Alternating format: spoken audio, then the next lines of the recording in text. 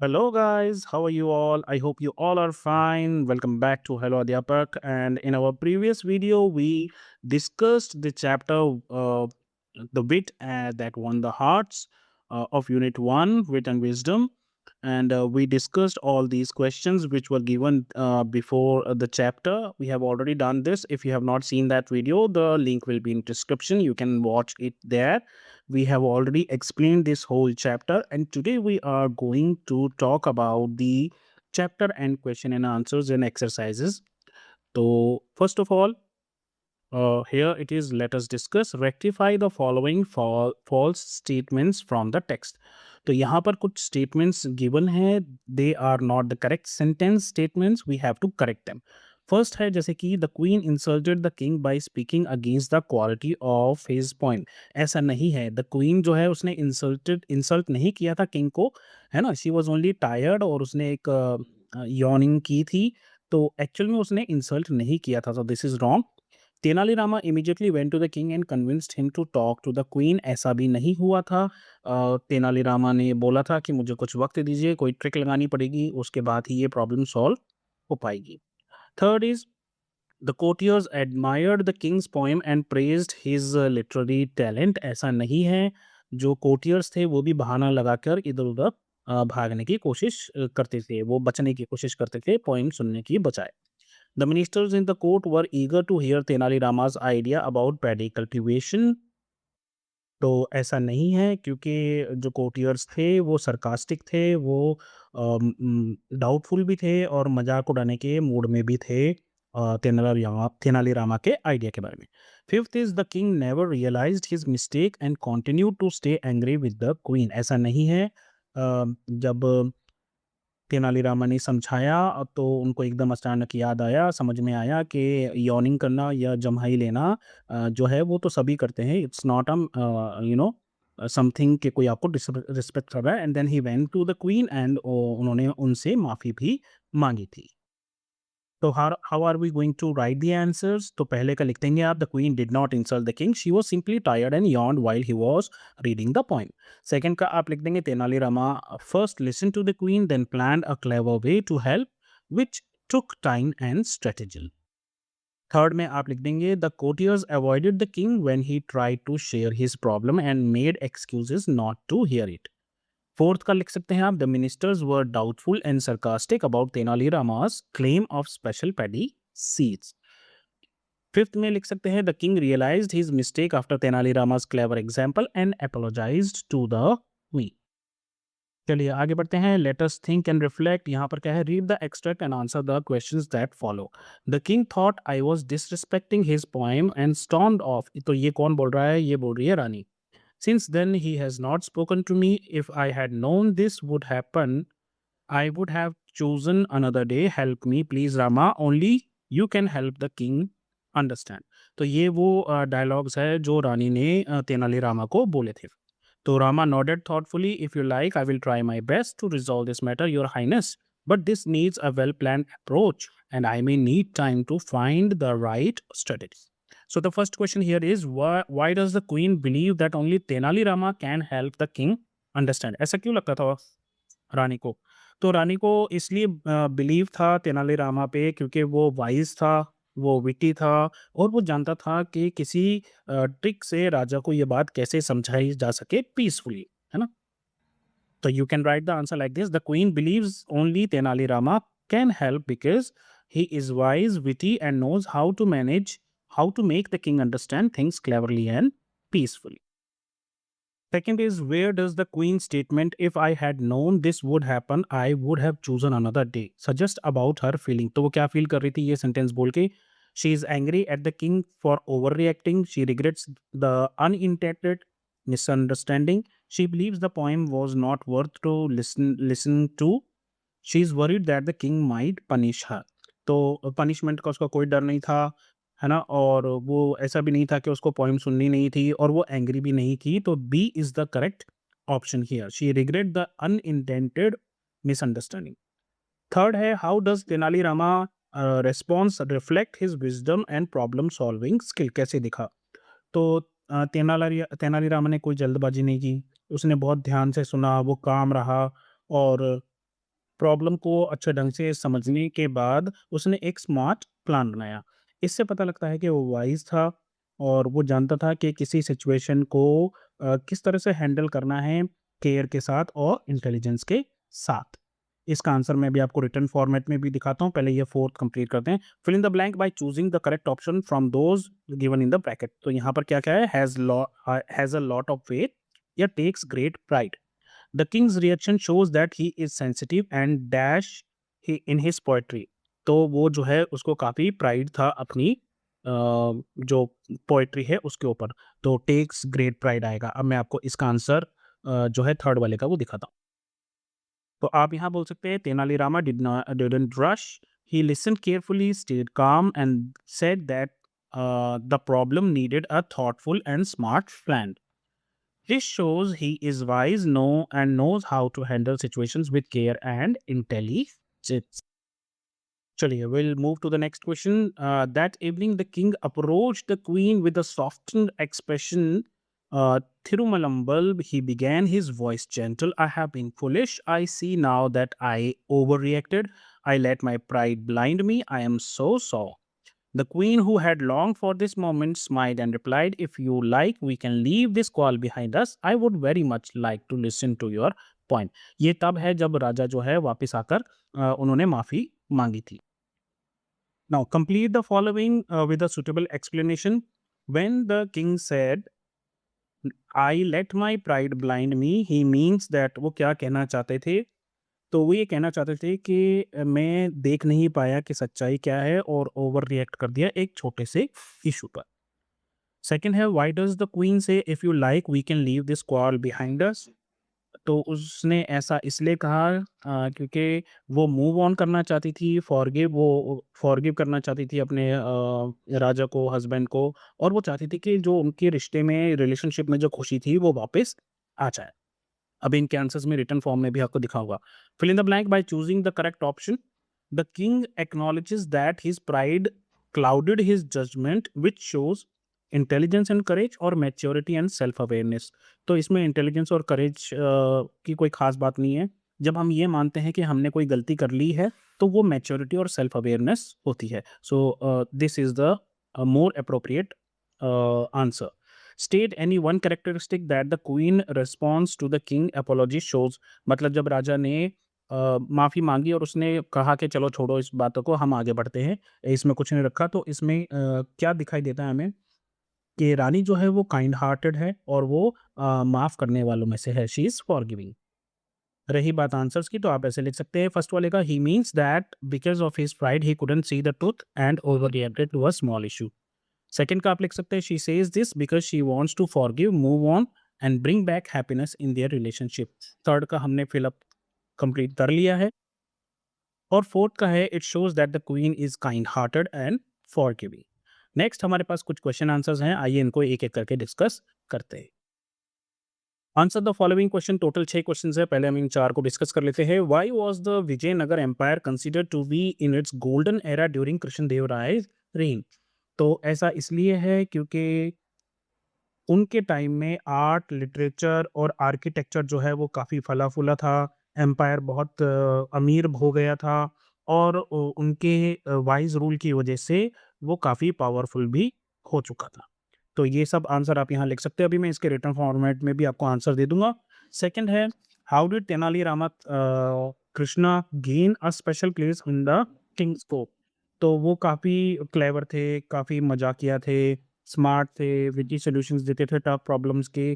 तो किंग जो है उनकी इज़्ज़त करने लग गए थे और ट्रस्ट करने लग गए थे। थर्ड है how did the quarrel between the king and the queen affect the palace.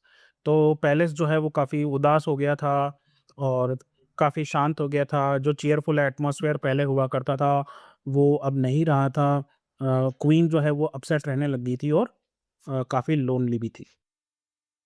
Fourth है what strategy did Tenali Rama use to make the king realize his mistake. तो वो पैडी के कुछ सीड्स लेकर वो गया था और वो उसके बारे में बताते बताते वो यॉर्निंग हुई थी और उसके बाद जो है राजा को समझ में आया कि ये एक बड़ी मिस्टेक उसने कर दी है। अब इनके आंसर कैसे लिखेंगे? पहले का आप लिख सकते हैं, because art, literature and architecture flourished, the empire became rich and powerful under his wise rule, इसलिए गोल्डन एरा कहा जाता था। सेकंड है तेनाली जो है वो क्लेवर था, humorous and smart, he gave witty solution to tough problems which made king respect him and trust him. Third का हम क्या इफेक्ट था? The palace became sad and quiet, the cheerful atmosphere was lost and the queen felt upset and lonely. Fourth है, what strategy did Tenali Rama use? He made a joke in the fort about sowing seeds while yawning, which made the king laugh and realize that yawning is a natural and not disrespectful. Fifth question is, what was the reaction of the courtiers when Tenali Rama introduced his special paddy seeds? तो हर कोई जो है वो हंस रहा था, मजाक उड़ा रहा था और उनको जो है तेनाली रामा की बातों पे विश्वास नहीं हो रहा था और कई सारे सरकास्टिक कमेंट भी उसके ऊपर वो मार रहे थे, जैसे कि ये चांद से लाए होंगे, समथिंग लाइक दैट। सिक्स्थ है, how does the story conclude and what lesson can be learn from it? तो स्टोरी एंड होती है इस तरह से, जहाँ राजा अपनी गलती को समझ पाता है, रानी से माफ़ी माँगता है और फिर वो खुशी-खुशी रहने लगते हैं। तो इससे सीख क्या मिलती है? इससे सीख मिलती है कि हमें रिश्तों में कभी भी प्राइड की वजह से अपने रिश्तों को ख़राब नहीं करना चाहिए, ठीक है? थोड़ी-सी समझदारी, थोड़ा-सा ह्यूमर बड़ी-बड़ी प्रॉब्लम्स को सॉल्व कर सकता है। तो लिखेंगे कैसे? फिफ्थ वाले का लिखेंगे, the courtiers laughed, made fun of him and didn't believe his claim, they even made sarcastic comments. Sixth वाला लास्ट क्वेश्चन जो है वो है, the story ends with the king realising his mistake, apologising to the queen, they made peace and the palace was joyful again. क्या lesson सीखा? Don't let pride ruin relationships, a little understanding and humour can solve many big problems. चलिए, उसके बाद देखते हैं आगे क्या है। यहाँ पर है fill in the blanks, let us learn में।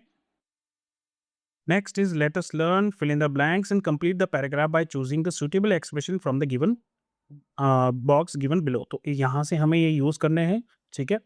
यहाँ पर एक्सप्रेशन दे रखे हैं, जैसे cast a shadow, murmurs swept through the room, hush fell over, mind raced back, storm off, rippled off through.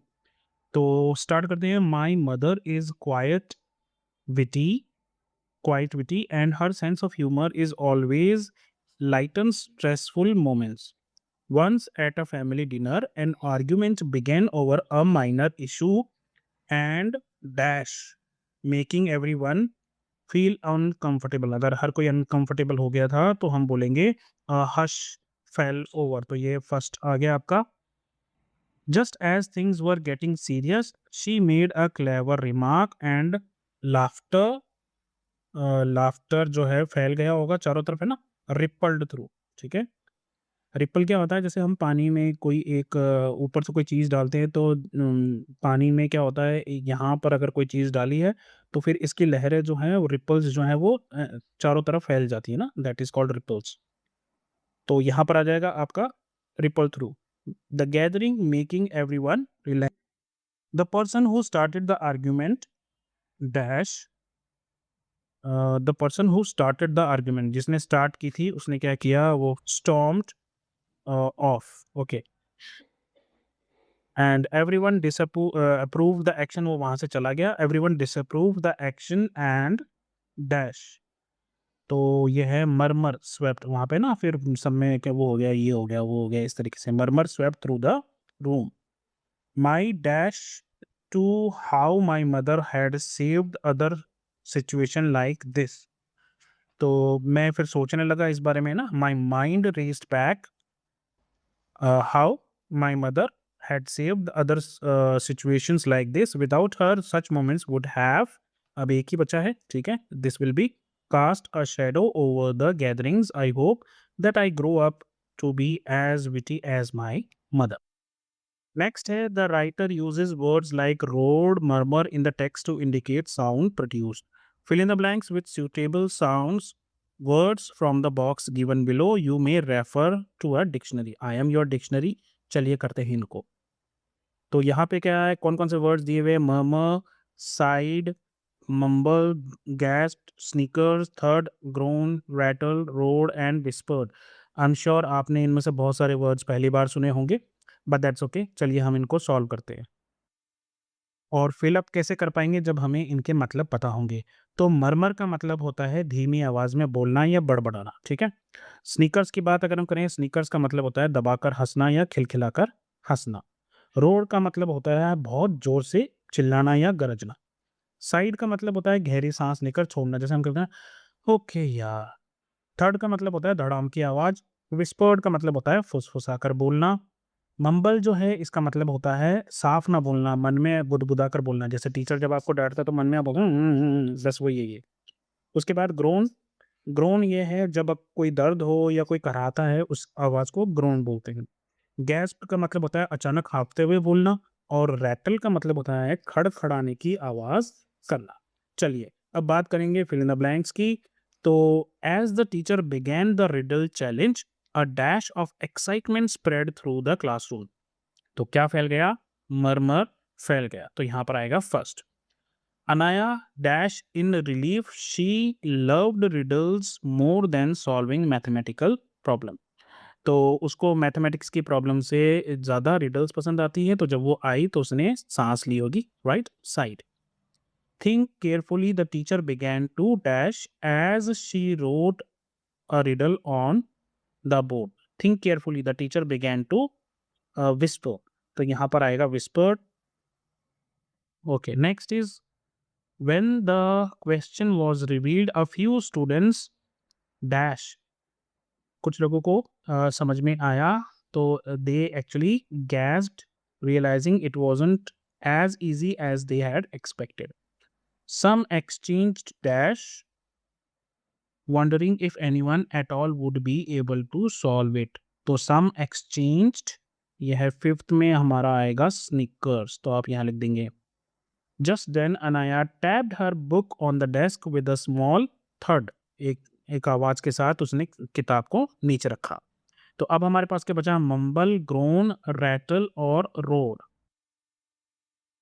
I see it now, she said, stretching with a dash as it if had taken her great effort. तो उसको बहुत मेहनत से पता लगा, तो ऐसा लग रहा था जैसे with a stretching with a groan. यहाँ पर आएगा ग्रोन।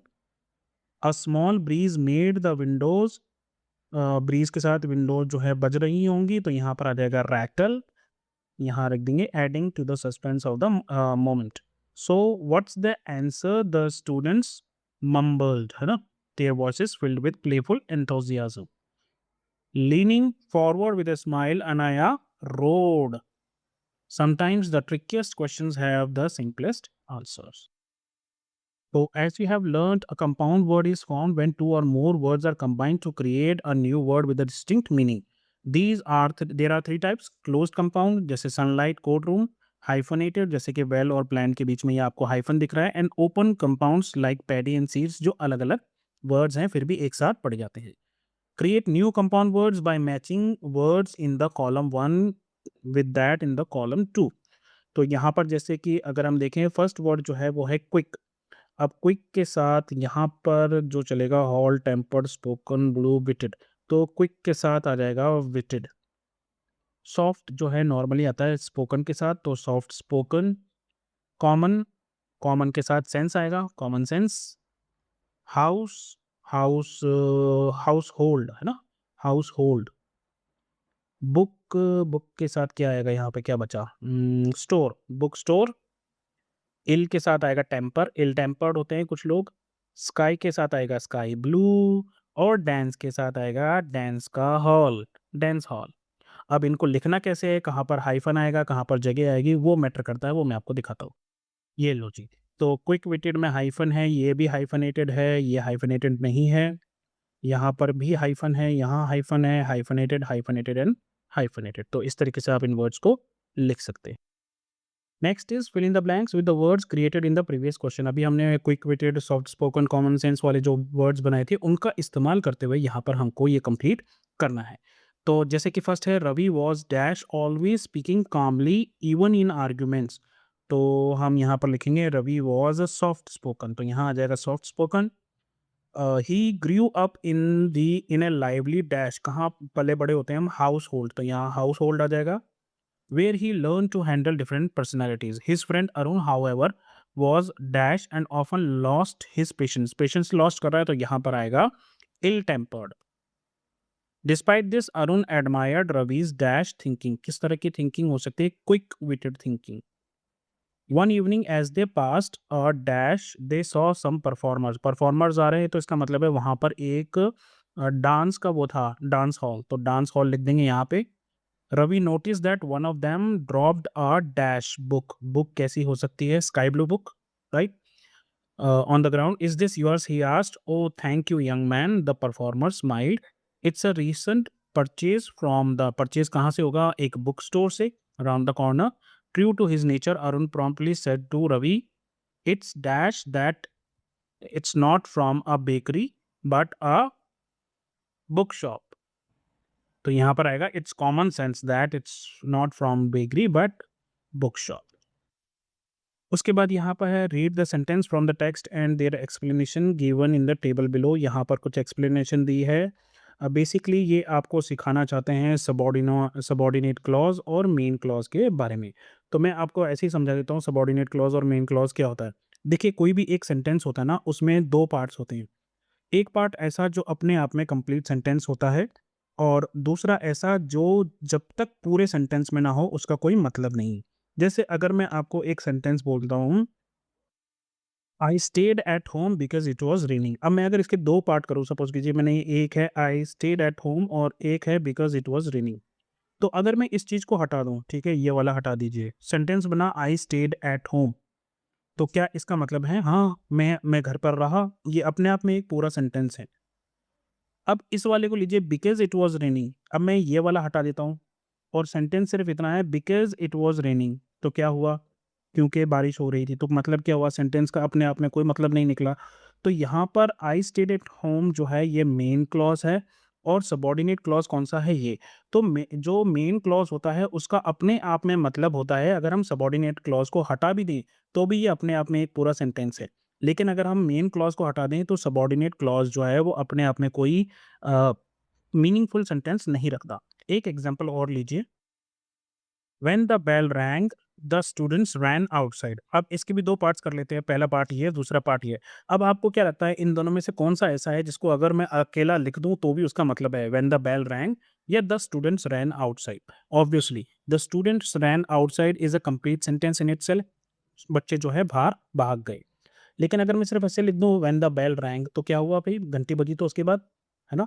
तो यहाँ पर ये सबऑर्डिनेट क्लॉज़ है और ये मेन क्लॉज़ है.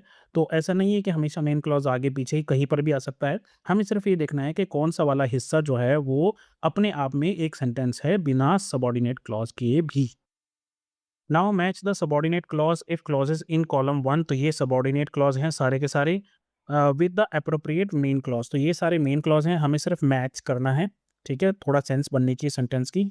If I had the magic wand, अगर मेरे पास जादू की छड़ी होती तो मैं क्या करता?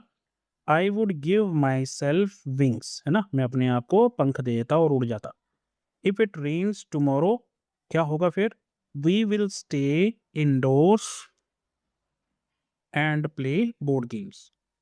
If you had listen carefully, ध्यान से सुना होगा, you would have solve the puzzle. यहाँ पर आ गया. If you finish your homework we will go to the theatre. If I were invisible, अगर मैं किसी को दिखाई ना दूं, मैं गायब हो जाऊं, आई वुड स्नीक इनटू, है ना, छुपके देखूंगा मैं किसी को सीक्रेट रूम में. And if the alarm had rung, क्या आएगा? एक ही बचा है हमारे पास, the boys would have woken up on time. Fifth is complete the following sentences appropriately with either the main clause or the subordinate clause. Your teacher will be unhappy if dash. अब यहाँ पर आपको कुछ भी भरना है, कोई भी एक ऐसा क्लॉज भरना है जो इसका मीनिंग बना सके. तो your teacher will be unhappy कब होता है? जब आप अपना होमवर्क कंप्लीट नहीं करते हो. तो आप बोल सकते हो your teacher will be unhappy if you don't complete your homework on time. ये अभी मैं लिख के भी दिखा दूंगा आपको. दे would have caught the train if, अब वो ट्रेन पकड़ लेते अगर वो घर से जल्दी निकले होते या टाइम पर पहुंच गए होते स्टेशन, है ना, कुछ भी लिख सकते हैं यहाँ पे. तो they would have caught the train if they had left the house a bit earlier. Third है dash if you continue to stay up late every night. क्या होगा? बीमार हो जाओगे तो आप लिख सकते हो you will fall sick if you continue to stay up late every night. If she knew the answer, वो तुमको जरूर बताती, शी वुड हैव डेफिनेटली ना टेल यू। फिफ्थ का क्या होगा, dash if she had studied harder, तो वो मतलब फेल हो गई होगी, तो she would have passed the test. If I had a million rupees, oh million rupees होते तो मजा आ जाता। If I had a million rupees I would donate half to charity and save the rest, या जो भी आपका answer यहाँ पर आप लिखना चाहे, मीनिंगफुल सेंटेंस होना चाहिए। तो ये रहे सारे आपके आंसर्स, मैंने यहाँ पर लिख दिए हैं, आप चाहे तो स्क्रीनशॉट ले लीजिए और मजे कीजिए। हम आगे बढ़ेंगे। नेक्स्ट है complete the following sentences, one example has been done for you. If I were a tree I would play with the wind and talk to the birds. Second है if I were the head teacher of my school, अगर आप होते तो आप क्या करते। हो सकता है तो में से बहुत सारे बोलते हैं मैं तो एग्जाम ही हटा देता, है ना, पर ऐसा है नहीं। तो क्या बोलते हैं, हो सकता है I would make learning more fun and creative. Third है if I were a bird, अगर मैं बर्ड होता तो क्या करता, मैं आसमान में उड़ता, आज मैं ऊपर। Fourth if I were a magician, मैं क्या करता, सारे टीचर्स को गायब कर देता, ना होते टीचर ना होती पढ़ाई। फिफ्थ, आई मीन ये मजाक था, आई would make every one wishes come true. और फिफ्थ है if I had studied harder, तो मैं क्लास में टॉप कर चुका होता, राइट। तो इनके आंसर्स कैसे लिखेंगे, ये रहे आंसर्स, आप देखिए, स्क्रीनशॉट लीजिए और मजे कीजिए। हम बढ़ेंगे आगे। उसके बाद है लेट अस लिसन, यहाँ पर क्या है, you will listen to a woman narrating a story, as you listen fill in the blanks in the following sentences by selecting the correct option. Transcript for teacher on page number 46। तो page number 46 पे एक transcript है, मैं आपको दिखाता हूँ, ये है वो ट्रांसक्रिप्ट। यहाँ पर एक लंबी चौड़ी जो है स्टोरी है, और इसको पढ़ने के बाद आपको कुछ क्वेश्चंस के आंसर्स वहाँ पर देने हैं। तो मैंने इस स्टोरी को पढ़ा, अभी इतना टाइम नहीं है अपने पास कि अपन इसको करें, पूरा बहुत लंबा है। तो एक बार क्या होता है, एक घमंडी विद्वान विजयनगर के राजा कृष्णदेव राय के दरबार में आता है, और दरबार के जितने भी विद्वान होते हैं उन सबको चुनौती देता है। तो दरबारियों ने समस्या का समाधान करने के लिए चतुर, जो हमारा चतुर्लिंगम नहीं, चतुर तेनालीराम की मदद ली। तो तेनालीराम जो है उसने एक अजीम नाम जो है बोला, तिल काष्ठ महिष बंधन। तो जब ये बात चलती रही तो इससे जो है फिर वो विद्वान डरकर वहाँ से हार कर मान कर चला जाता है। बाद में तेनालीराम बताता है कि इसका मतलब केवल तिल के डंडे और भैंस को बांधने की रस्सी था, जिससे राजा हंस पड़े और घमंडी विद्वान को सबक भी मिल गया था। तो ये पूरी ऐसा है जो अभी हमने डिस्कस किया। हमें मेन है कि हम यहाँ पर क्वेश्चन आंसर्स को डिस्कस कर रहे हैं, तो आइए देखते हैं पहला क्या है। पहला है the rope tying the bundle of sticks was, कैसी थी वो। तो वो एक्चुअली जब आप स्टोरी पढ़ोगे तो आपको पता लगेगा वो थिक थी। The scholar is finally referred to as, तो वो क्या था, इरिटेबल था, मिस्टीवियस से एरोगेंट, वो एरोगेंट था। उसके बाद यहाँ पर सेकंड है, you will once again listen to the story, आपके टीचर आपको ये स्टोरी बताएंगे और आपको बताना है कि कौन सा वाला जो सेंटेंस है वो स्टोरी में पहले आया था। बेसिकली आपको यहाँ पर अरेंज करना है कि पहली कौन सी इवेंट हुई, बाद में कौन सी इवेंट हुई। मैंने स्टोरी पढ़ी है, मैं आपको बता देता हूँ। पहले जो है ये the visitor wanted to show superiority बताना चाहता था, इसलिए ये नंबर 1 है। उसके बाद the court scholars were afraid of the king's anger, second. उसके बाद यहाँ पर Rama accepted the challenge and thrown by the visitor, ये थर्ड होगा। Then Rama had a bundle of sticks in tied in silk when it came to the palace, fourth. फिर उसके बाद यहाँ पर the great scholar was ashamed because he did not know what to say, ये fifth हो जाएगा आपका। और उसके बाद the king wanted to know more about the work mentioned by Rama, ये हो जाएगा सिक्स्थ। और Rama showed the work to be a bundle of sticks tied together with a rope, ये सेवंथ। और the king laughed at the explanation given by Rama, ये हो जाएगा eighth. यहीं पर आपका ये चैप्टर खत्म होता है, बाद में कुछ स्पीकिंग एक्टिविटी है जो आपके टीचर्स आपको करवा देंगे। तो अभी के लिए बस इतना ही, अपना ध्यान रखें, मम्मी पापा का कहना मानिए, और जब भी कोई प्रॉब्लम हो तो नॉक कीजिए और बोलिए हेलो अध्यापक। Take care, bye bye, have fun, all the very best for your